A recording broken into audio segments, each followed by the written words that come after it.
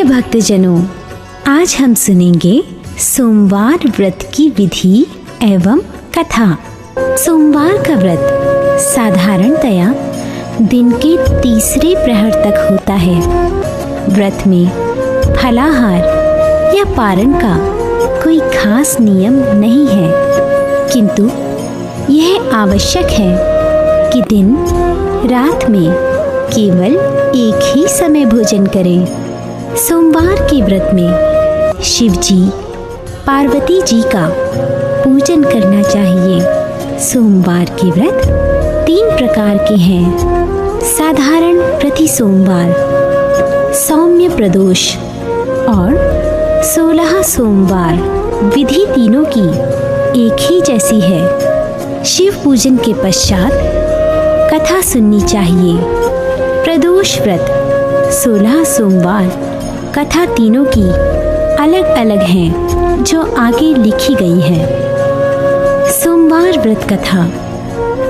एक बहुत धनवान साहूकार था, जिसके घर धन आदि किसी प्रकार की कमी नहीं थी, परंतु उसको एक दुख था कि उसके कोई पुत्र नहीं था।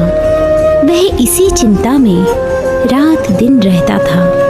वह पुत्र की कामना के लिए प्रति सोमवार को शिव जी का व्रत और पूजन किया करता था तथा सायंकाल को शिव मंदिर में जाकर शिव जी के श्री विग्रह के सामने दीपक जलाया करता था। उसके इस भक्ति भाव को देखकर एक समय श्री पार्वती जी ने शिव जी महाराज से कहा कि हे प्रभु, यह साहूकार आपका अनन्य भक्त है और सदैव आपका व्रत और पूजन बड़ी श्रद्धा से करता है। इसकी मनोकामना पूर्ण करनी चाहिए। शिव जी ने कहा, हे पार्वती, यह संसार कर्म क्षेत्र है। जैसे किसान खेत में जैसा बीज बोता है वैसा ही फल काटता है, उसी तरह इस संसार में जैसा कर्म करते हैं वैसा ही फल भोगते हैं। पार्वती जी ने अत्यंत आग्रह से कहा, महाराज, जब यह आपका अनन्य भक्त है और इसको अगर किसी प्रकार का दुख है तो आपको अवश्य ही वह दुख दूर करना चाहिए, क्योंकि आप सदैव अपने भक्तों पर दयालु होते हैं और उनके दुखों को दूर करते हैं। यदि आप ऐसा नहीं करेंगे तो मनुष्य आपकी सेवा तथा व्रत क्यों करेंगे? पार्वती जी का ऐसा आग्रह देख शिव जी महाराज कहने लगे, हे पार्वती, इसके कोई पुत्र नहीं है। इसी चिंता में यह अति दुखी रहता है। इसके भाग्य में पुत्र ना होने पर भी मैं इसे पुत्र की प्राप्ति का वर देता हूँ, परंतु यह पुत्र केवल 12 वर्ष तक जीवित रहेगा। इसके पश्चात वह मृत्यु को प्राप्त हो जाएगा। इससे अधिक मैं और कुछ इसके लिए नहीं कर सकता। ये सब बातें साहूकार सुन रहा था। इससे उसको न कुछ प्रसन्नता हुई और न ही कुछ दुख। वह पहले जैसे ही शिव जी महाराज का व्रत और पूजन करता रहा। कुछ काल व्यतीत हो जाने पर साहूकार की स्त्री गर्भवती हुई और 10वें महीने में उसके गर्भ से अति सुंदर पुत्र की प्राप्ति हुई। साहूकार के घर में बड़ी खुशी मनाई गई, परंतु साहूकार ने उसकी केवल 12 वर्ष की आयु जानकर कोई अधिक प्रसन्नता प्रकट नहीं की और ना ही किसी को यह भेद बताया। जब वह बालक 11 वर्ष का हो गया तो उस बालक की माता ने उसके पिता से विवाह आदि के लिए कहा। तब वह साहूकार कहने लगा कि अभी मैं इसका विवाह नहीं करूँगा, अपने पुत्र को काशी जी पढ़ने के लिए भेजूंगा। फिर साहूकार ने अपने साले अर्थात बालक के मामा को बुलाकर उसको बहुत सा धन देकर कहा, तुम इस बालक को काशी जी पढ़ने के लिए लेकर जाओ और रास्ते में जिस स्थान पर भी जाओ यज्ञ करते और ब्राह्मणों को भोजन कराते जाओ। वह दोनों मामा भांजे यज्ञ करते और ब्राह्मणों को भोजन कराते जा रहे थे। रास्ते में उनको एक शहर पड़ा। उस शहर में राजा की कन्या का विवाह था और दूसरे राजा का लड़का जो विवाह कराने के लिए बारात लेकर आया था वह एक आंख से काना था। उसके पिता को इस बात की बड़ी चिंता थी कि कहीं वर को देख कन्या के माता पिता विवाह में किसी प्रकार की अड़चन पैदा न कर दे। इस कारण जब उसने अति सुंदर सेठ के लड़के को देखा तो मन में विचार किया कि क्यों ना दरवाजे के समय इस लड़के से वर का काम चलाया जाए। ऐसा विचार कर वर के पिता ने उस लड़के और मामा से बात की तो वे राजी हो गए। फिर उस लड़के को वर के कपड़े पहनाकर तथा घोड़ी पर चढ़ा दरवाजे पर ले गए और सब कार्य प्रसन्नता से पूर्ण हो गया।